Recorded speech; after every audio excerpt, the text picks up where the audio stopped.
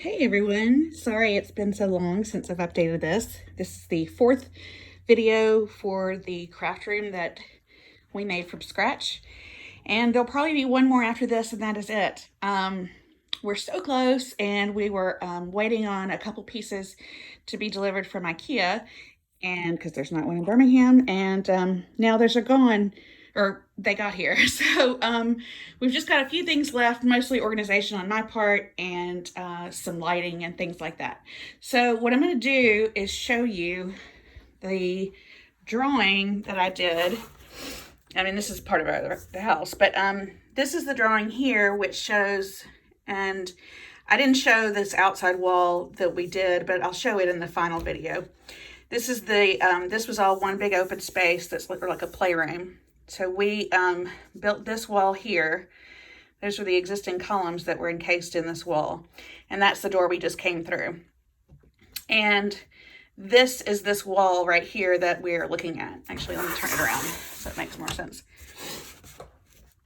Okay, so this is the wall we're looking at now. It's this new wall.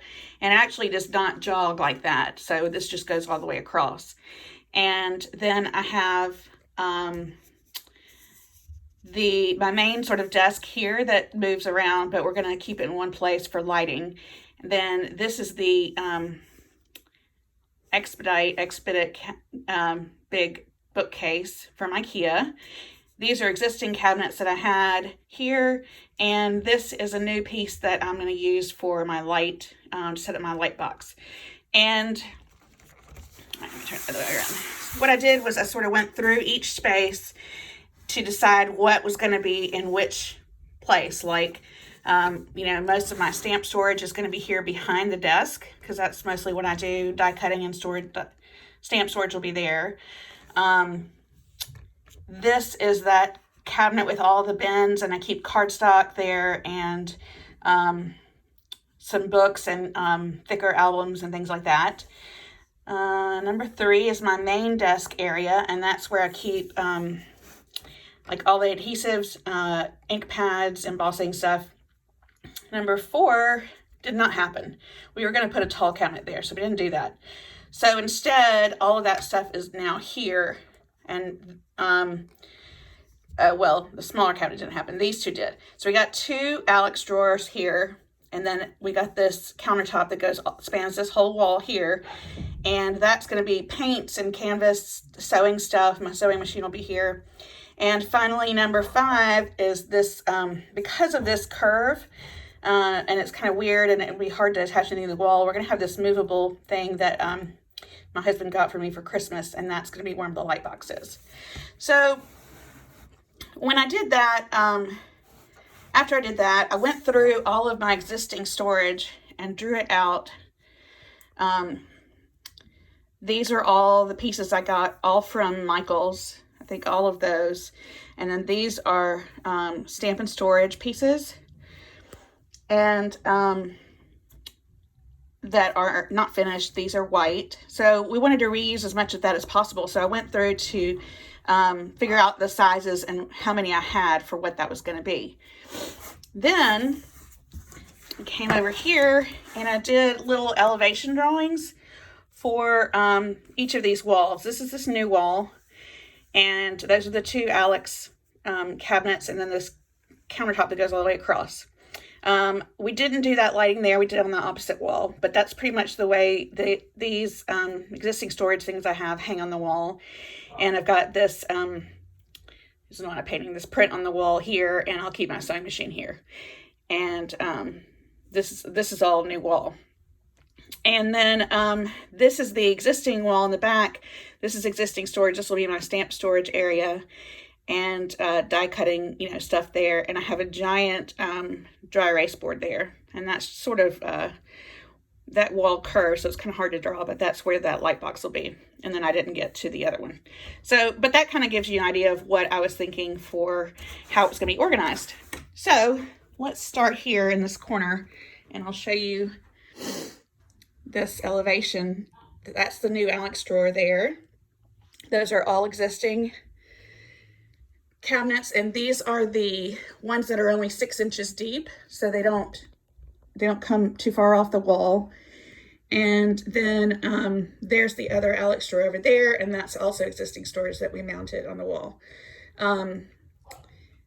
This wall is the one that has, if you remember, has plywood behind the whole thing. So we can move this around and not worry about studs and all that kind of stuff. So we were waiting on these two big pieces from IKEA that are, I think they're like 78 inches long. And so we had two of them.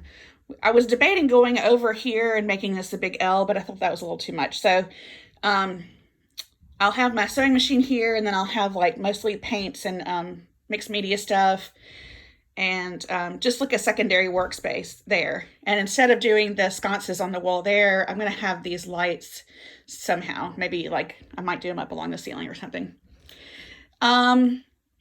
So that's the way that happened is you can see my husband just got brackets underneath these like in several places. It's anchored to the wall on that side, and then there's a bracket, and then there's another bracket because that, and then I can put stuff in that space, which is nice. It's good for, perfect for like paper trimmers or other mats and things like that. Excuse me. So that is a 30-inch high desktop, which is standard desk height. This main table that I had that we moved, that my husband also used two of those Alex units, and he bolted them together. And this is another tabletop that we got from there. You can see like all the stuff. It's fun to keep underneath there. But he actually made this sort of, it's like a shape of an eye to raise this up and support it. And it is about 32 inches, which is great for like standing height for me because I'm short, but it is, it's a little bit too tall for like a office chair. And my kids broke my office chair because they kept putting it up and down and up and down. And so they, it wouldn't go up anymore. And so then I was kind of like, sitting really low at my desk. So anyway, these are little units. These are all going to go along the wall here as soon as I get ready to organize that. And like I said, this one wall is kind of empty here, and then there's light that comes in there. And I had planned to do just like a space there to maybe hang, maybe just for display or something. But that would be fun to maybe have just a big bean bag here, or the dog beds or whatever, so that this is kind of open a little bit. And then I'm gonna do, we got this at, I want to say it was Michael's. It might have been Hobby Lobby, but it was in like a clearance thing, and they're acrylic stickers, like a like a mural kind of thing, but they're just big like sort of paint blotches or colorful stickers. And I really like the way this part of it looked, and that's probably what I'm going to try to repeat because I think it looks like a big paint palette, or like sample palette. So I'm planning on doing that across this whole wall, and it's pretty big. I think that said that assembled size is 11.5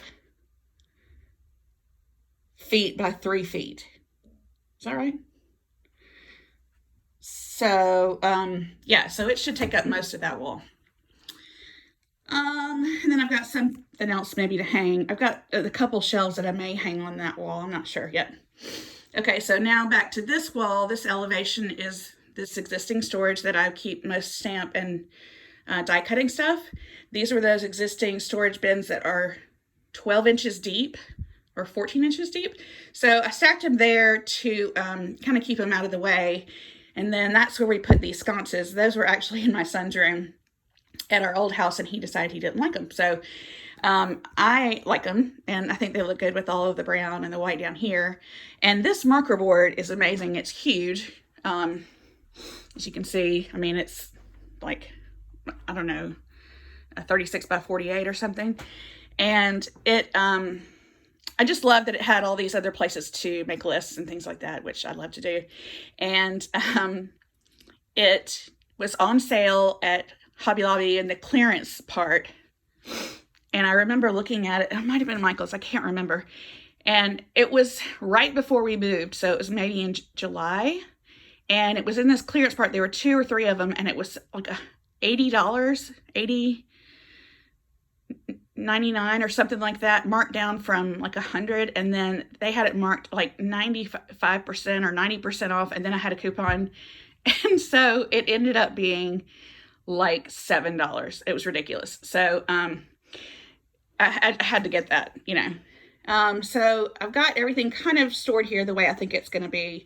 I've been trying to do a little bit of work, but it's hard with all of this kind of, you know, in transition. This is another piece. It's actually got casters for it, and I'm not sure if the casters would work, but that may go on that wall behind me underneath the big countertop there, depending, because I think this is getting a little crowded over here. This is the light fixture that we're going to put up in the ceiling, and I hope I can use that to tie into my camera so that I don't have to have my camera on this tripod that I have now. So I'm thinking I'm going to try to attach that arm to the light fixture somehow. And the ceiling is low, it's 7 feet, so we'll have to see how that works out. So this is my main desk, and it's pretty much stayed the way it was before, but I'm in the middle of coloring piles of images. But we are going to, I think I'm going to try and clear as much off of this as I can, and then have, you know, stuff everywhere else on the surface so that at least this part is kind of remains clean. I read something once in a feng shui book that said you should always clean off your desk at the end of the day so that when you come into the work the next day, you don't see a big pile of stuff on your desk covering it, because it sort of puts you in an unconscious state of like, you know, sort of distress right away, because you automatically think, oh, this is a big mess, and it's harder to jump back in instead of sort of a fresh start. I don't know. I mean, I usually leave it a mess, but maybe that's a goal for 2020. This is the little piece that my husband gave me for Christmas. And so I've got my light thing that I use to photograph with, and it's got drawers, and then I'm going to put my camera and different things in there, and then have it's got these legs that fold out here that could go back in, and then I've got the lights for the light box on either side of it. Those may not stay there. I'm trying to figure out where, you know, how that's going to work out, but sort of that's a good way to have that set up all the time, and I can keep props and things for my photographs that way without having to drag it out every time. So then lastly, this is the wall with this existing storage that we had. Those are the existing stamp and storage bins there, paper and cardstock, and then these are the other bins that I had that were previous, and those have like watercolor paper, vellums, foam, you know, different paper pads that are my favorites, and then just so and so and so and so. This is stuff to still be gone through. This is stuff that'll go on the desk behind me. And then I got a new one of these little carts. I got it from the Container Store because they had a really good price on it.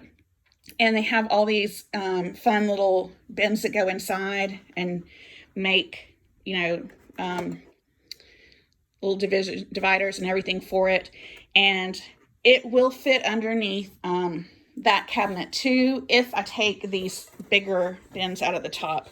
And I'm not sure how the top is going to be yet, but this is all December daily stuff. I felt like after this last year, I really needed to have a space where it all stayed, and then I could work on it if I needed to, or if I wanted to catch up on it. If I had something else that I just couldn't, you know, get motivated from, then I will always have that, and that could, you know, be rolled into a different room to work on.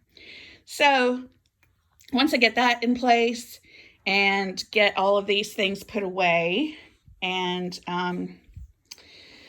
then we'll hang the light and put up the little stickers there, and then we will be done. I've got dogs in here now. So that's pretty much the way it is. I'm super excited about the way it's turned out, and I'm ready to get everything else in here. It's kind of chilly down here as opposed to the rest of the house, but this room makes it feel really cozy because the ceiling is so low. And also, I think the lighting makes it look really fun. So I'm excited to have the big light there. And then this switch is on a dimmer, so it can be really dim and kind of snuggy and cozy. And I'm just excited to get in here and play. So this is part 4. The last one will be when we have everything together and it looks great and clean before the chaos happens again.